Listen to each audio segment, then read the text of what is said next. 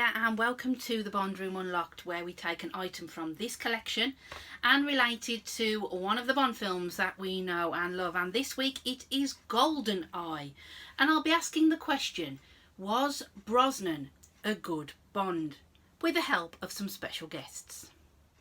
So the question I've been asked to answer is, was Pierce Brosnan a good Bond? I think he was very well served at the start of his tenure. He was what was needed at the time.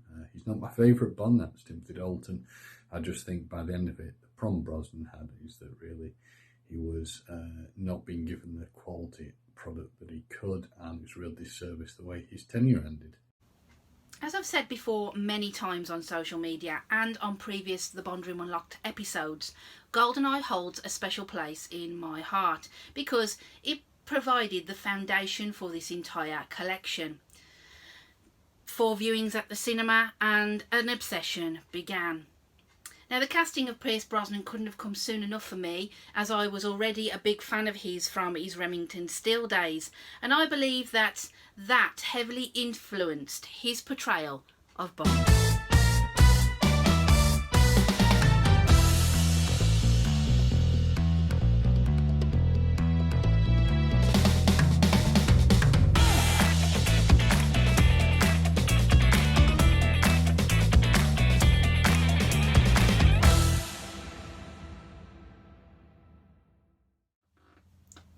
On the back of Daniel Craig's run as Bond, Brosnan has now become unfavourable with some fans. But for me, he epitomises my favourite filmic era, the 90s. Films were original and so varied. There was something for everyone, without being overrun by Harry Potter and the Marvel Cinematic Universe that has clogged up cinema for the last 20 years. We had blockbusters of massive proportions, and also then small indie films, dark psychological horrors, and even the return of the musical. So what could producers Michael G. Wilson and Barbara Broccoli put together to bring audiences back to the world of James Bond during a 6-year hiatus for the 90s? Brosnan. Suave, sophisticated, likeable, but with a hint of cold-blooded killer. A Bond for the 90s, full of action and verve. Hi Victoria. For me, I think Pierce Brosnan is a good Bond. And in fact, I'd go as far as to say actually he's a great Bond. He was the first James Bond I got to see at the cinema. GoldenEye absolutely blew me away. People cheered and clapped when the gun barrel came across the screen. And when Pierce Brosnan said Bond, James Bond, people just went mad. People stood up and clapped. And I've not had that experience ever in a cinema. So as a 14-year-old, getting to see my first James Bond film, that was just amazing. And I think Brosnan is massively underrated and quite often maligned among Bond fans, a bit unfairly, and I hope that changes over time as his films age, because he had this great ability of being suave, sophisticated, intelligent, playboy type with charisma, but then he could switch and have a still cold killer look in his eyes. And you look at when he kills Trevelyan and when he kills Dr. Kaufman because Paris has died. The bankers at the beginning of the world is not enough, and then Electra at the end of the world is not enough, and even the fencing scene in Die Another Day, just real emotion and killer instinct. You believe he could really kill somebody, and I think, although some of the plots were quite fantasy driven, maybe a bit far-fetched, he had this strange ability to ground Bond within that. I think, well, that's what I get from it, and I see that although the film may be a bit far-fetched, you believe Bond is in it, and so you believe in him, and you believe that Pierce Brosnan's going to save the day as Bond, and that he's going to get the girl, save the world, and is do what is necessary. So for me, I would say that Pierce Brosnan is up the top there and is a great Bond and delivered exactly what fans needed after such a long gap. And I wish he'd maybe got to do just 1 or 2 more films just to ground the character and finish off nicely, which unfortunately he didn't. But yeah, in my opinion, Pierce is a great Bond. Absolutely. Brosnan reminded me of all that was good about Bond, particularly during his first 3 films. A real continuation of the Bond formula that was first brought to our attention in 1964 with Goldfinger.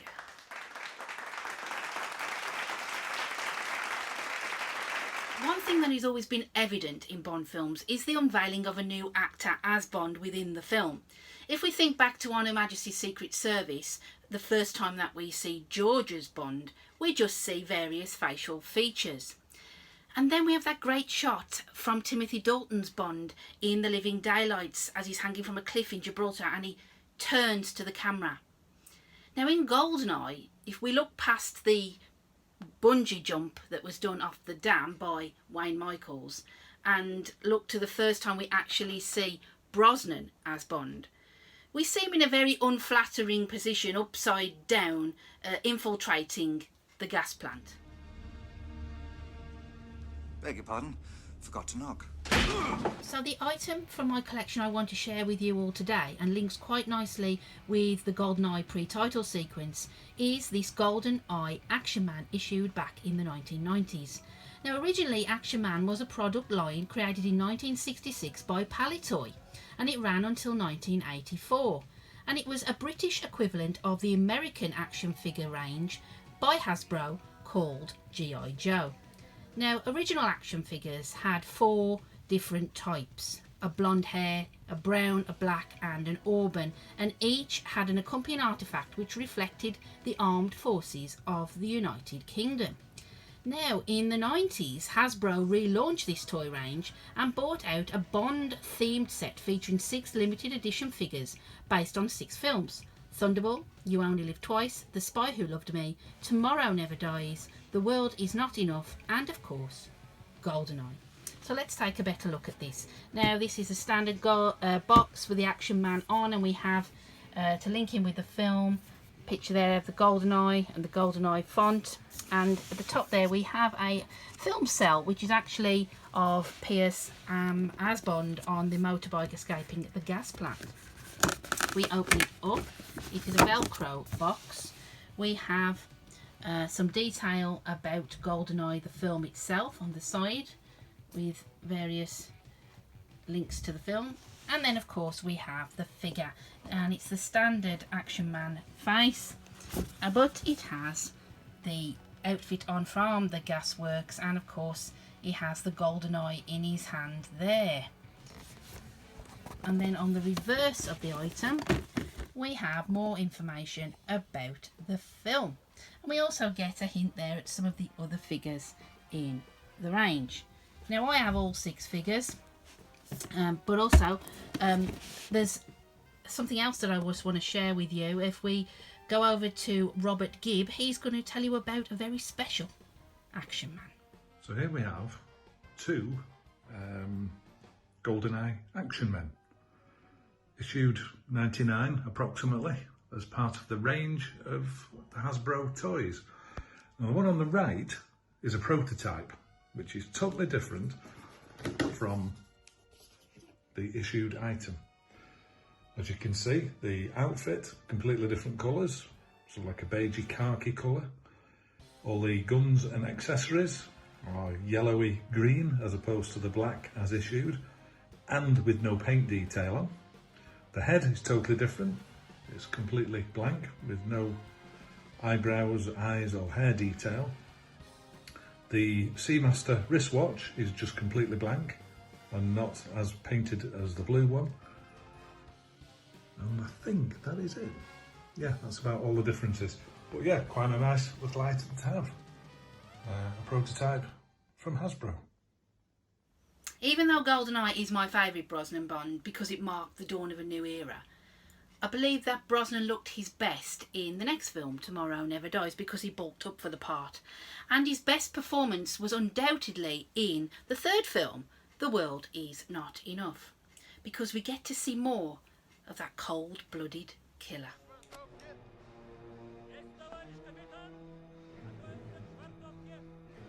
Call him off.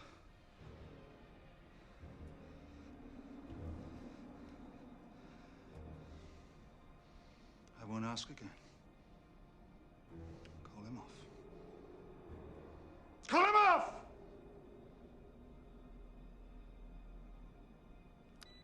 A nod. You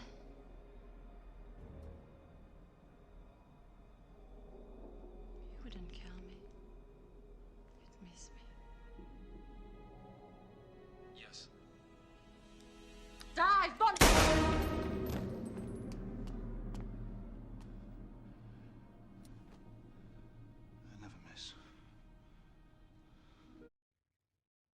Good morning, Bond Room. I've been asked the question, did I think Pierce Brosnan was a good Bond? And the answer to that is yes. I think he was right for his time. He tried to put back, I think, a touch of Sean Connery's Bond from the 60s. I think he even said himself he was saluting that, which I could see that. Plus some of the humour from Roger Moore's Bond. So I suppose when you, as an actor, you've got that to work on, it's a good template. And I think he got the right mix, and like they had the old Aston Martin in it as well. So there was a nod and a salute to that, if you like. And yeah, it was right for its time, and I think it was good. I was sad to see him go in a lot of ways. I think he was aiming to do. Was it the 7? I think it seems a good number, doesn't it? I'm not sure, but yeah, I thought he did really well with it, and it's not as an actor. I think yeah. And he could have done the 7 easily, but I think it was just whatever was going on at the time delayed him to do that. But yeah, Die Another Day is one of my favourites. I think it was just right. It's a good Bond to watch.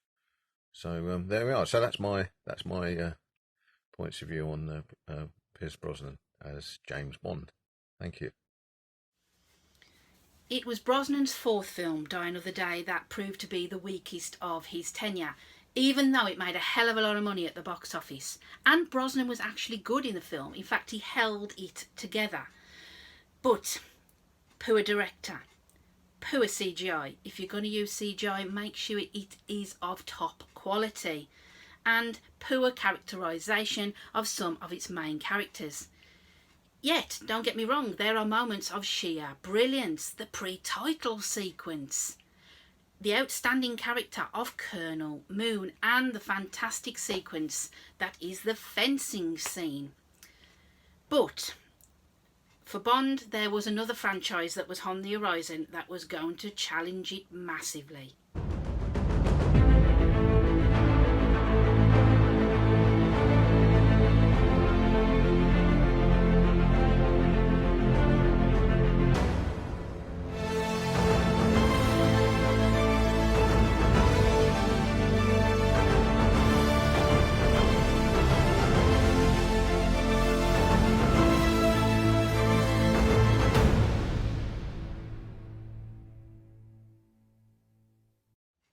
Eon have always tried to keep up with the changing times and different styles. If we look back to 1973 with Live and Let Die, we had the blaxploitation movement, and then a year later with The Man with the Golden Gun we had 70s Kung Fu, and then in the late 70s we had Moonraker, Bond in Space, released on the back of the success of Star Wars.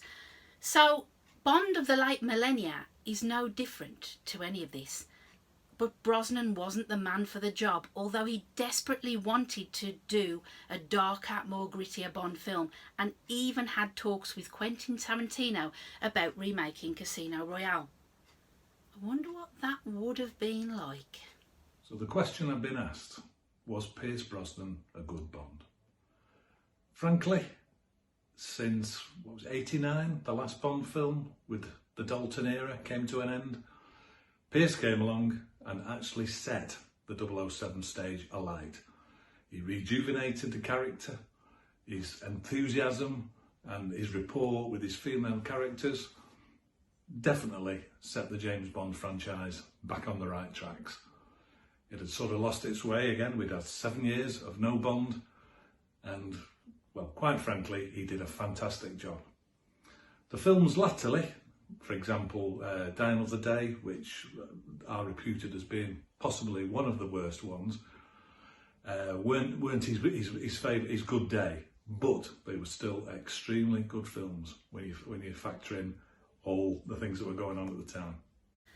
On the back of all the hype of the recently released film No Time to Die, I feel saddened that Brosnan didn't get the send-off that Daniel Craig has had in recent weeks. He's been made a commander, he's got a star on the Walk of Fame, and he has just been put on a pedestal and made bigger than the film.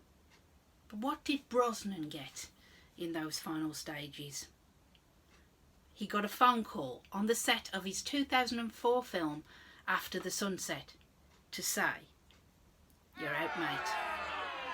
So if you have enjoyed this episode today, then please give it an MI6 stamp of approval and click on the notifications below. And why not subscribe to the channel so you don't miss any future episodes. Come and join me, the Bond Room Unlocked, on Facebook. We have over 800 members. Or you can also find me on Instagram. It's all good fun. Now, I'd like to thank my guests today, Bond fans James, Shaun, and Robert. All very Bondian names.